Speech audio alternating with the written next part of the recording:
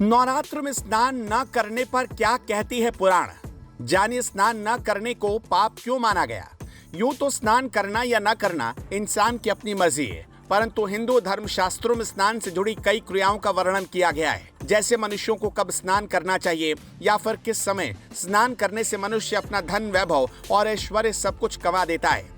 साथ ही हिंदू पुराणों में स्नान के कई प्रकार भी बताए गए और तो और हिंदू शास्त्रों में वर्णित स्नान से जुड़ी इन बातों को विज्ञान भी प्रमाणित कर चुका है। तो मित्रों, आइए जानते हैं कि किस समय स्नान करने से कोई भी मनुष्य अपना संपूर्ण जीवन सुखपूर्वक व्यतीत कर सकता है और स्नान ना करने वाले मनुष्यों को जीवन भर कैसे दुखों का सामना करना पड़ता है।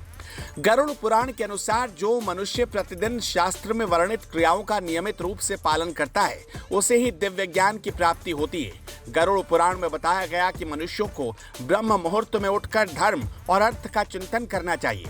प्रातः काल स्नान करने से मनुष्यों को लौकिक और पारलौकिक फलों की प्राप्ति होती है। तदनंतर शौचादि नियमित आवश्यक क्रियाओं से निवृत्त होकर पवित्र जल स्रोत में स्नान करना उत्तम बताया गया। प्रातः काल स्नान करने से पाप कर्म करने वाले मनुष्य भी पवित्र हो जाते हैं, इसलिए यत्न पूर्वक प्रातः काल स्नान करना चाहिए।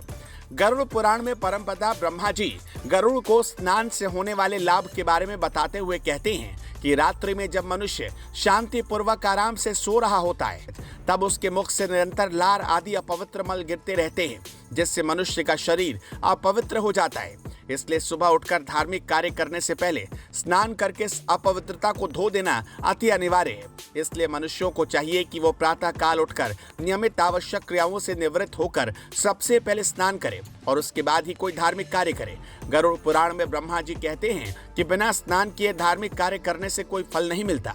इसके विपरीत बिना स्नान किए धार्मिक कार्यों को करने वाला व्यक्ति गरुड़ पुराण में पापी माना गया।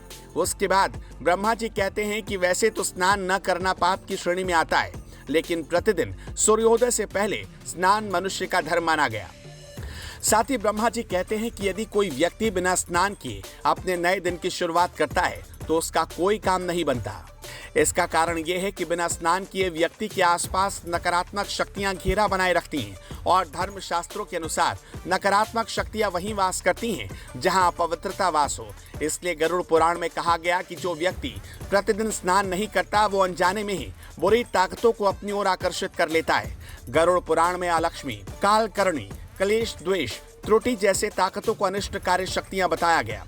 इन शक्तियों में कालकर्णी विघ्न डालने वाली शक्ति है, अर्थात जो व्यक्ति रोज रोज स्नान नहीं करता उसके कार्यों में विघ्न आने की प्रबलताएं बढ़ जाती हैं। वहीं इस पुराण में अलक्ष्मी का भी जिक्र किया गया। हिंदू धर्म में अलक्ष्मी देवी को माता लक्ष्मी की बहन माना गया, परंतु देवी लक्ष्मी से विपरीत अलक्ष्मी को निर्धनता की देवी कहा गया है। गरुड़ पुराण के अनुसार प्रतिदिन स्नान न करने वाला व्यक्ति कभी धनवान नहीं होता, क्योंकि उसके घर में अलक्ष्मी का वास होता है। स्नान न करने वाले व्यक्ति के हाथ अक्सर असफलता ही लगती है और वो यश की प्राप्ति नहीं कर पाता। इसके अलावा गरुड़ पुराण में ब्रह्मा जी ने कहा है कि स्नान न करने वाला व्यक्ति अपने निजी जीवन में भी क्लेश से घिरा रहता है। साथ ही ये भी माना गया कि स्नान करने से दुर्स्वप्न और दुर्विचार से होने वाले पाप भी धुल जाते हैं और मनुष्य अपने दिन की शुरुआत इन पापों से मुक्ति पाकर करता है।